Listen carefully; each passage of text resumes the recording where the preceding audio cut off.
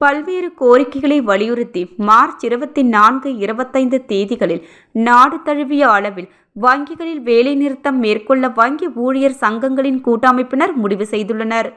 அகில இந்திய வங்கி ஊழியர் சங்கம், அகில இந்திய வங்கி அதிகாரிகள் கூட்டமைப்பு, வங்கி ஊழியர் தேசிய கூட்டமைப்பு உட்பட பல சங்கங்கள் இணைந்த வங்கி ஊழியர் சங்கங்களின் கூட்டமைப்பு சார்பில் சில நாட்களாக பல்வேறு போராட்டங்கள் நடத்தப்பட்டு வருகின்றன.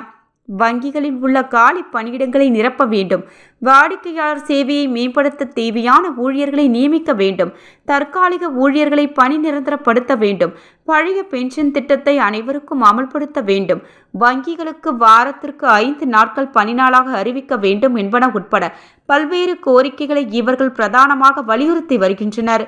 ஒரு கட்டமாக மார்ச் 3ஆம் தேதி பார்லிமெண்ட் முன் தர்ணா நடத்தவும், மார்ச் 24, 25ஆம் தேதிகளில் நாடு தழுவிய வங்கிகள் வேலைநிறுத்தம் மேற்கொள்ளவும் முடிவு செய்துள்ளனர்.